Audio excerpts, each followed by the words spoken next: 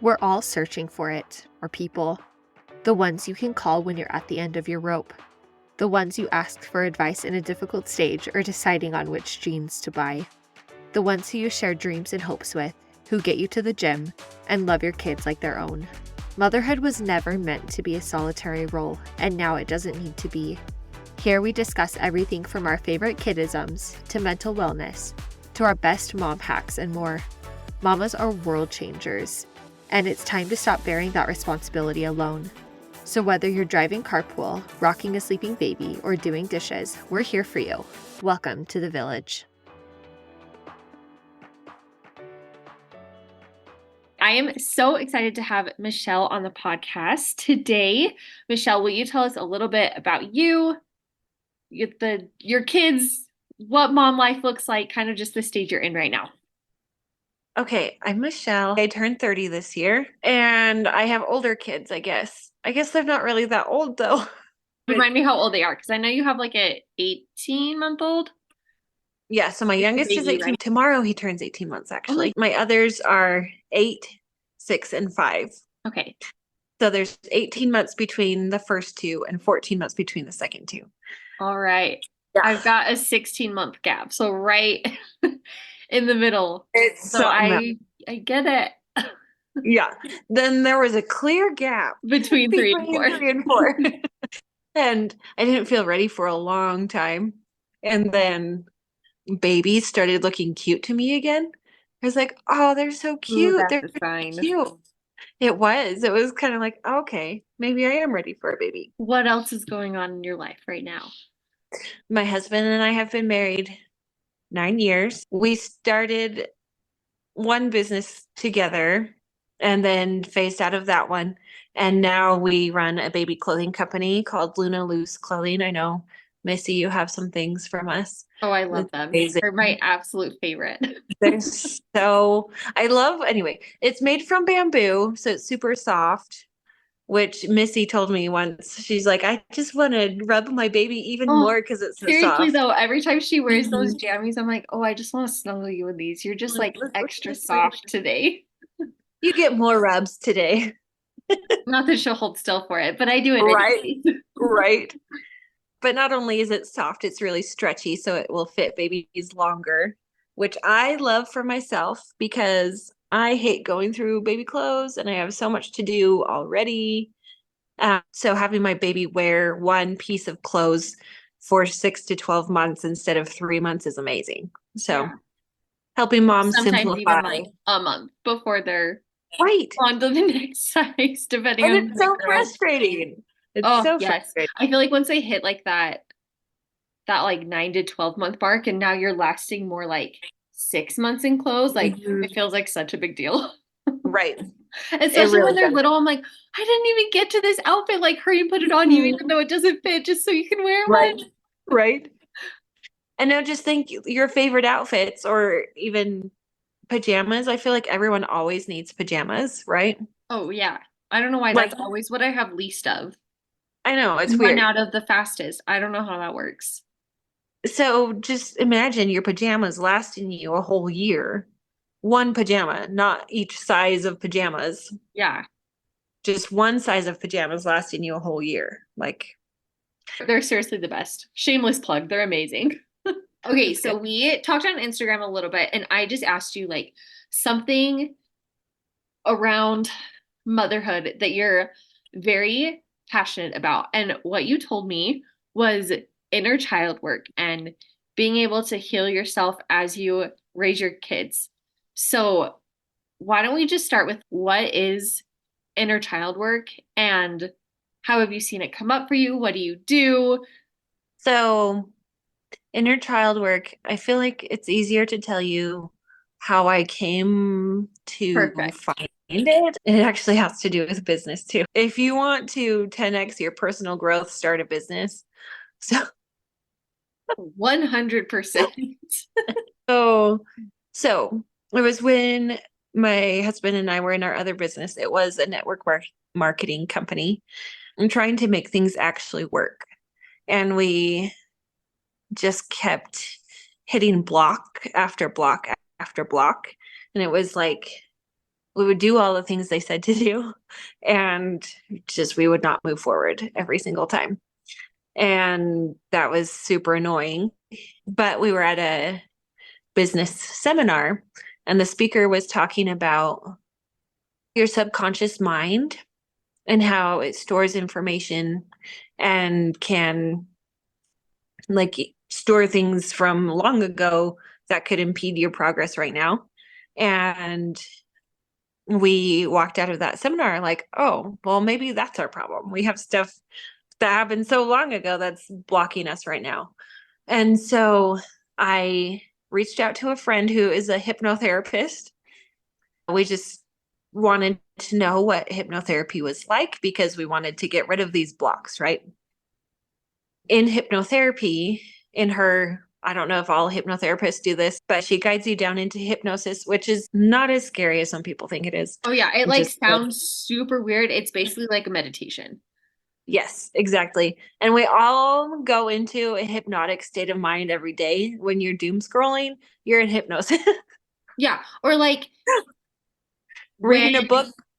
when you go on autopilot and you're like, I don't know how I got here. Like the last, like you've been driving and it's been 5 minutes Yes. and you're like, well, I'm glad I didn't hit somebody. Like, how did I get there? Like that's hypnosis. Yeah. Yes. It Or sounds like so weird until you like actually learn what it is and you're like, okay, it's not that weird. no, it's not that weird. If you've ever been sucked into a book and like can't put it down, that's also a type. So Yeah. just like it's a normal thing that we do every day, but hypnotherapy, someone guides you into that state of mind where your mind just knows the things. It's kind of incredible. So she guides you down to hypnosis. And then before the session, we talked about what was our goal of the session and what was coming up. And so in the session, she tells you to go to that like time in your life where the problem started. And my particular session was for anxiety. I had postpartum anxiety where my hand would get all tingly, and then the tingles would spread up my arm, go to my chest and my face if it was really bad. And it was always in social situations, which is not super normal for me. I'm a very friendly person. I like to talk to people, like to connect. And so it was just really strange. And in the session, she guided me, she told my brain to go to the moment these things, my anxiety started. And I had one experience when I was 23. I got to talk to a person and tell them all the things I needed to tell them in that session. And then it was kind of crazy because after the session, she gives you a recording to listen to. You're supposed to listen to it for 3 weeks or more. But I did not have tingle hands anymore. My tingle hands were completely gone. Wow. So super incredible, but it opened up the world to this inner child because those were very specific times. Even though I was 26 and 23 in one of the scenes, it's still a younger version of me, right? Yeah. So there's just younger versions of ourself that is still like in ourself that has to work through things, that needs to know that things are okay now. Let's explain this a little bit just for people who are listening that are like, okay, I still don't get what this is. So when we have these experiences as kids and we say, okay, when I do this, this happens, that creates connections in our brain that are then solidified over time. And now we may be like, oh, I don't know why I do this, but you probably, like you were saying, you have these instances where this connection was made in your brain and then it was reinforced through these other experiences that if I do this, this happens. If I get the answer wrong in class, people laugh at me. And so then as an adult, maybe that looks like staying quiet because you don't want to be wrong. That's a great example. Like a million different things, but like something like that, where like there's some experience as a child that created this connection in your brain, and now it's a subconscious thing where you get anxiety, or you are like, I don't know why I freeze up in this situation, or I don't know why I freak out about this. I just do. And it probably comes back to some childhood experience. And it could be something even as simple as like you had a sibling born and less attention was paid to you. And so you felt like you had to do more to get attention. Like it doesn't have to be anything crazy. Like every instance is creating connections in our brain and creating new thought patterns. And Yep. 20 years from now, we're going to be like, okay, this is going to come back a little bit. But as we work on this inner child work, we can start to overcome these mental blocks and be able to actually move forward, instead of like basically it's like cognitive dissonance. You're fighting against yourself inside your head. And you're fighting against your inner self, your little self, who doesn't know that it's okay Who didn't have the tools to work through it when you're 5 and 9 and 23 and a month ago. Yep. But as we learn and grow, like healing these past parts of ourselves helps us move forward into the person that we're trying to be. Yes. Will you tell us a little bit about what you do to heal that inner child? Like, okay, I'm realizing that there's maybe some stuff coming up. What do I even do about it?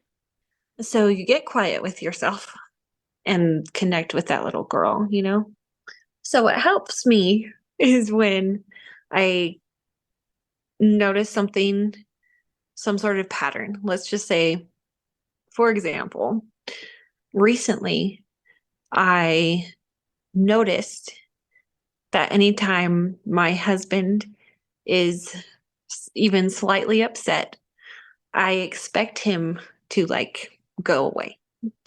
And I was on a walk thinking about this and remembered a time when I was 16 and my family went to Disneyland, and my oldest brother was getting married that year. He and his wife were going to buy a house, and so he drove separately because they were having things going on with the house. And he ended up having to go home, and my dad went home with him because my dad never wanted to be in Disneyland. And so as I'm walking around outside thinking about this, like, why do I expect my husband to just run away every time that he's upset or that I'm upset? Oh, because my dad ran away, basically, because he didn't want to be there anyway. So he like took the out, So then I get quiet with myself. And a lot of times it's like putting my hands on my heart. And I just breathe and I just be with her. Like, yeah, that would really suck if you really wanted to have fun with your dad and he left your family vacation. I would hate that too. Being the adult self that I am talking to her. It's basically just parenting yourself again in the way that you wanted to be parented. Sometimes our parents they didn't have the tools that a lot of us have now, right? Yeah. I know I don't even remember. like information wasn't as readily available. Exactly. To even get to, like, the internet is crazy that way. You can find anything at your fingertips. And so we do have a lot more tools or the opportunity to get those tools that our parents would be hard pressed to find or even have an inkling was available. Right. Yep. So being able to now, when I have something come up, tell that 16-year-old in this case, right, with what you're feeling is real. And then empathy, I would feel the same way.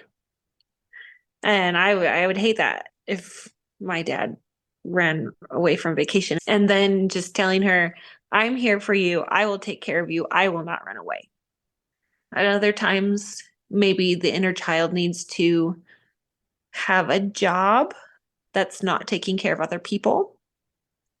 But A lot of times they'll take on adult jobs when they need to be children Mhm. and just be able to play. And so actually playing, having fun, any type of fun that you have is actually really, really good for your inner child. Just as you think about kids running around and having fun, our inner selves need to have fun too. So connecting with things that you love. I love to paint. And so when I paint, then I'm meeting my current needs as 30-year-old Michelle, but I'm also meeting the needs of 7-year-old Michelle who needs to just paint and have fun and be creative. Yeah. So, What does this look like for you personally within, okay, I know that as I am going through life, I'm going to experience more of these moments where I need to heal this past part of myself. What does that look like in combination with parenting actual children now and not just reparenting yourself? well, if I get triggered, then I can sit back and try to identify what's going on. Like, am I being triggered because I'm having big feelings about something that's going on in my life right now? Or is there something deeper? I think it's also really helpful just to be able to talk with someone who understands these things. I did a whole year of inner child work, basically guided with my friends that are very well versed in it, right? And that was super helpful. Sometimes I feel like as I'm parenting my children or even playing with my children, it's giving those parts of me that needed that play and that love and that specific type of parenting the healing that it needed. Here's an example. My family was very poor. I never did dance or soccer or any of those types of things. And sometimes I'm actually mad about that because I really wanted to dance when I was little, but never felt like I could ask. Mm-hmm. And so now I have 4 kids and we can pay for dance classes and for soccer and for all of them to pursue what they love and show interest in. And so as they are doing their activities that they want to do, it's also showing my inner child that it can happen. And I think that's a really huge deal because it's not that they're doing it for me to feel good. I'm doing it because I genuinely want them to pursue what they love. Yeah. And I just feel like that's just an important thing. Just like a core value of parenting for me is that they know that they can try anything and that they will be backed up by us Mm-hmm. and that we will be right there with them and be excited with them and everything. But as they're doing it, it's also showing the 6-year-old me that you can dance, you know? And I've actually done dance classes now that I'm 30. That's so fun. I love it. Well, and I think that it's important too within this to acknowledge like we are never going to be the perfect parent, no matter how many tools we have, no matter how hard we try and change things, like we will never be a perfect parent. And that's okay because that is what's going to shape our children, right? That's what shaped us into the people they need to be, the people we need to be to have the experiences. I could say this frustrated me so much about my parents. And yes, I definitely do things differently. And like that was so terrible. And it like destroyed this part of me. I could totally say that. Yeah, you could. And most, But like that so doesn't, many people do. yes, yes. And I feel like that's such a hard line to not cross to be like, yes, I want to do better than my parents. And like they wanted to do better than their parents. And don't we all? Don't we all? Right. And we're all going to do a little bit better in some areas. In some areas, we might connect more with one kid because maybe we're more similar, and maybe it's better that we're a little bit different. And like we're never going to be the perfect parent. And so just recognizing like, okay, yes, these experiences were really difficult for me growing up. And this thing that taught me that, like, with your example with dancing, if you had danced growing up, you probably would not be as passionate about making sure your kids can try all sorts of different things, and to back them up, like that probably would not be as important to you as it is now. And how awesome that your kids get to have a mom who is so passionate about that, and they're going to take that and run with it in different ways as they grow up and have their own families. And right, it's going to shape them each in different ways. And so I guess just being careful of how are we viewing our experiences, not letting them be like this was no big deal, but not letting that put us into a victim mentality of this happened to me and it was so, it like ruined my life, or that's like really dramatic. But I feel like so many people are going that way of like, there was all this trauma. And not to say that that does not exist, not to discount any emotions, feelings, all the things about it, but we have a choice if that is going to help us grow or keep us stuck. And if we can go, okay, this happened, and oh, I just want to hold 5-year-old me, 8-year-old me, I just want to hold that part of myself and be like, oh, I'm so sorry. And I think that's really powerful too, because sometimes what we need right now is also what that little version of us needed. Like I've heard lots of people say, like, if you're struggling, think about what you in 20 years would say.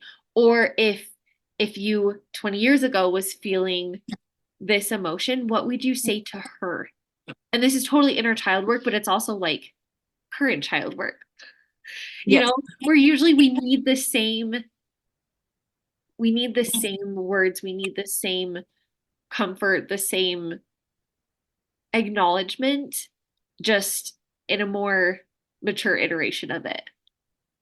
Yeah, for sure. 13-year-old me that was struggling so much needed someone to just hug her and say that you are beautiful and capable and you can do this. And I know this is so hard, and you just can't even imagine what is going to come out on the other side. And man, 27-year-old me needs that like today. Right. I need someone to hug me and say, you're beautiful and capable. And I know this is so hard, but just wait to see what happens. Like keep pushing through. And I think that's what's so beautiful about this inner child work is we're not just healing these past versions of ourselves, but we are also giving ourselves that permission and comfort and love and encouragement that we still need right now. Well, then it helps us move forward in whatever we are doing, whether it's, me going dancing now, right? Yeah. If my 6-year-old self wanted to dance and wanted to know that I could do anything and doesn't see that she could because she didn't even feel like she could ask for it, then how is that going to show up in my 30-year-old self that I can't do what I want to do? I can't pursue the things. And so if I am trying to pursue the things, I'm going to have lots of resistance to it because the 6-year-old doesn't believe it. So then I go back and I tell the 6-year-old, hey, I know it was like that then, and that would be so hard. And whatever she needs to know, you'll know. And then tell her, but now things are a lot different and I'm in charge, and heck yes, we're going to pursue what we want to because I can, and I know I can. because I've learned that now, but we didn't know that then. And it's okay that you didn't know that. Yeah. And then just like see how much progress you make after having a conversation like that with yourself. Because Yeah. then the little you and the big you like integrate together so you can move forward in the way that you want to. Yeah, I love that. Another thing I was thinking about with that, specifically with the dance, is kind of what made me think of it. But I think we can also learn a lot from like our childhood selves. I feel like many, if not most moms, if if you were to ask them like, what do you like to do for fun? Most would They be like, don't even know. wait, what? Like, They don't I have even know. no idea. Like, Yeah.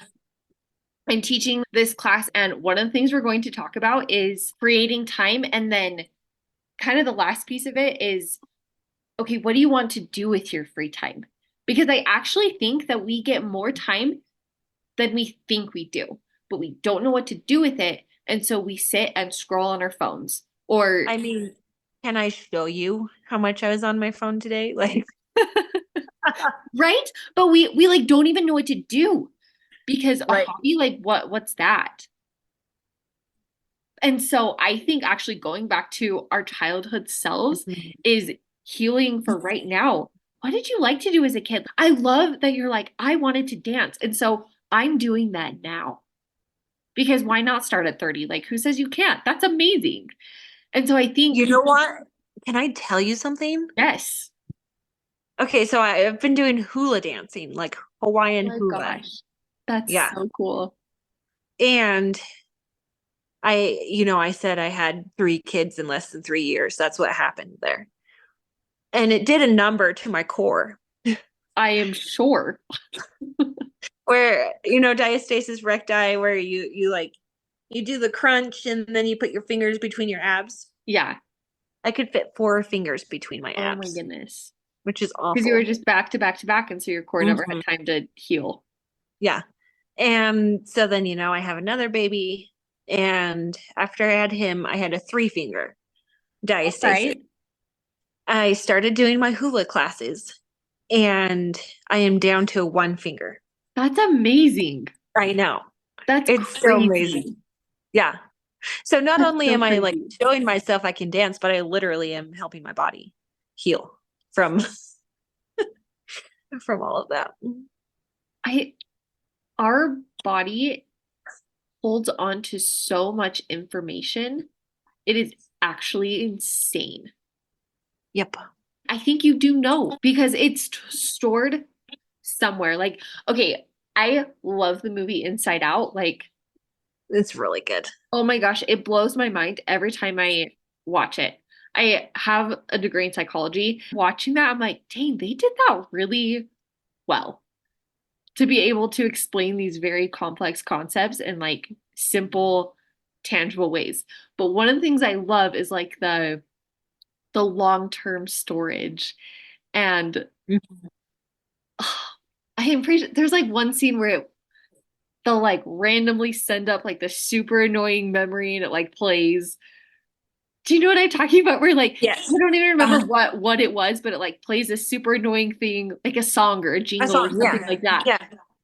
Like, yes, that's totally how our brains work. But in this long-term storage is all these random things from our childhood Mhm. that are just there waiting to like when you hear a song that you haven't heard in 15 years and you sing all the lyrics. Where did that come from? How is that Yep. still stored in my brain? But like if I can store lyrics from this song that, I haven't heard since I was a kid, of course I'm going to remember all these other different things, both Mhm. things I need to process and work through, and these positive, happy, wonderful things that I also can really benefit from pulling back up and Mhm. being able to like remember, man, I love to do that. We can learn so much from ourselves, from our childhood version of ourselves. And if we take the time to get to know that childhood self, we can work through so much and we can I think sometimes for moms, like it's so hard to play. But Mhm. little us knew how to play. And I think sometimes Right. we have to remember how to do that, not just for ourselves, but for our kids too, who want mom to play with them. I've been realizing really the last couple days, how often my son asks me to play with him in some way. And I tell him just a minute or let me finish this up. And honestly, the majority of the time, I don't ever get there. Yep. And I think that's doing a disservice not to just him, but to me. I know I need to play. I mean, we could get into like a whole thing about Enneagrams. I'm not even going to start there, but Right. that is like a whole other conversation that maybe I need to do that on the podcast because I'm actually obsessed with Enneagrams. But the way I move into the growth side of me is by playing. And it's really hard for me to play. But that is like where the best version of myself is. Right. And so accessing that inner child and letting that take precedence is literally healing for me because Yep. I'm so much more open and the person I want to be when I have play in my day. That little child needs it too Yeah. inside of you. And our little children need it too. And our little children need it too. So it's just like a healing thing all around, you know? Yes, absolutely. Okay, is there anything else that you feel like the world needs to hear this? I could preach this from the rooftops. Like if I could just tell moms one thing, what would it be? To not lose yourself. Which sounds so vague. Like, how do you even quantify that? It's more like stay in touch with yourself. The self that you are outside of being a mom, outside of being a wife, outside of just you. It goes back to getting quiet with yourself. Like, what do I actually need And what do I from even myself? want? My husband has asked me where I wanted to go to dinner, and I was like, I don't know. I don't Right? like, don't ask me a question like that. I don't know. Give me options here. Yes. Yes. And I think some of that is just like a mental load type of thing.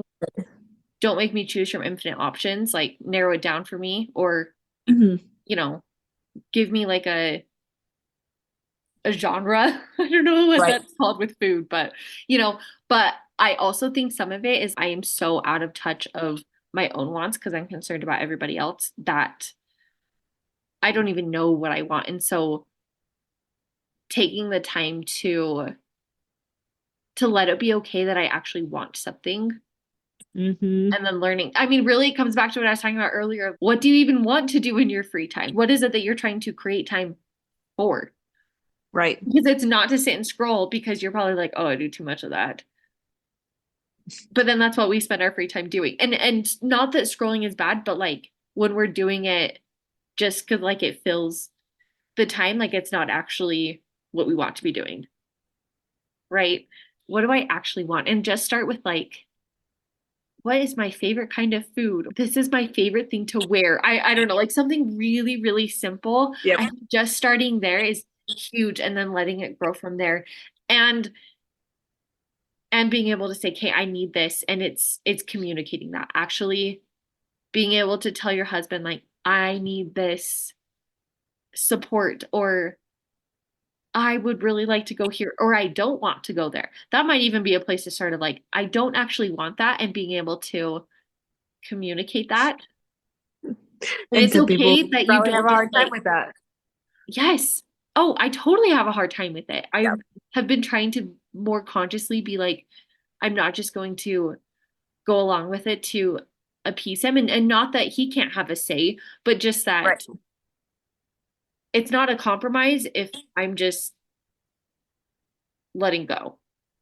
Yeah. I like feel so strongly about this because I'm Yeah. noticing it so much in myself and how much it has hindered not just my own growth and I don't necessarily want to say comfort.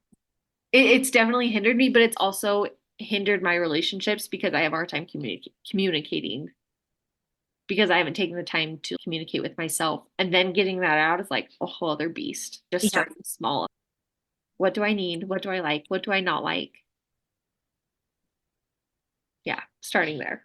And being really quiet with yourself and giving yourself time to do that. Time and space. Yeah. Yeah. Which is, like you said, it's hard as a mom.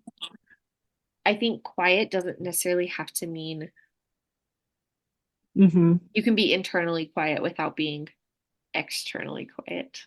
Yep. This is part of the reason why I love going for walks with my kids, because I push my 18-month-old in his stroller, and usually my oldest is at school when we go on walks. So I have the two girls, the 6 and 5-year-olds, and they ride their bike and their scooter or whatever. And I'm just there with my thoughts, just like, baby's taken care of. He's happy. He loves the ducks. And I can be with myself, even though I'm with my kids. Yeah. I'll just like put my headphones in and turn on white noise just for a few minutes. And like, just to like get the mental space for a minute. Cause sometimes I'm just so overstimulated that like, I know I'm going to blow up. That's not going to help anybody. And so taking those 2 minutes, and I feel like sometimes we think that, I know I have felt like I am being a bad mom if I do that, but I'm actually trying to be a better mom. I mean, not that I am a bad mom, but like I'm trying to be the best version of myself by taking that minute to calm myself down, to get quiet with myself, to work through some stuff in my own head before I come back to the kids. And like, I remember my mom going and hiding in her closet.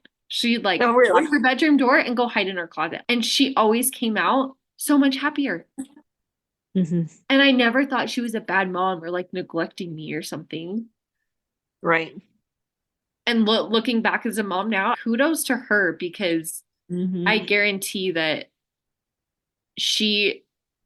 I know she came out as like a happier, calmer, or the person that she wanted to be than when she went in that room.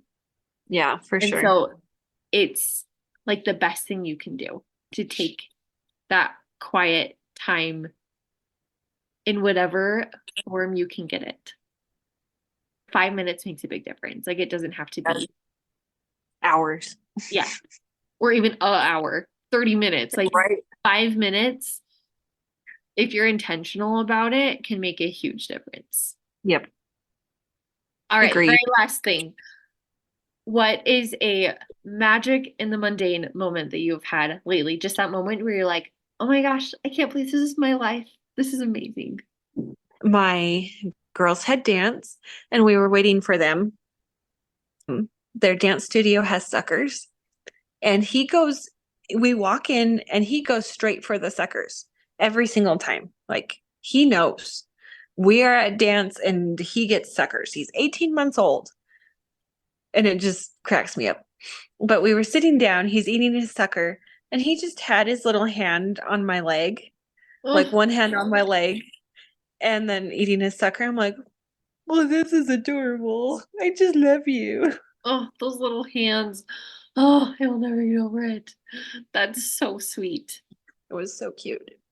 Thank you so much for chatting with me today and for just all your insights. I think this was really helpful just for people to start thinking about themselves a little bit differently and being able to heal both their current and childhood selves.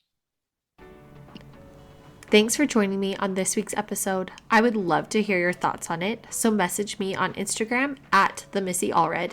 There is always room in our village, so if you enjoyed it, will you please send it to a friend or leave a rating and review? Make sure you're subscribed so you don't miss the next episode. Thank you for being here. I'll talk to you next week.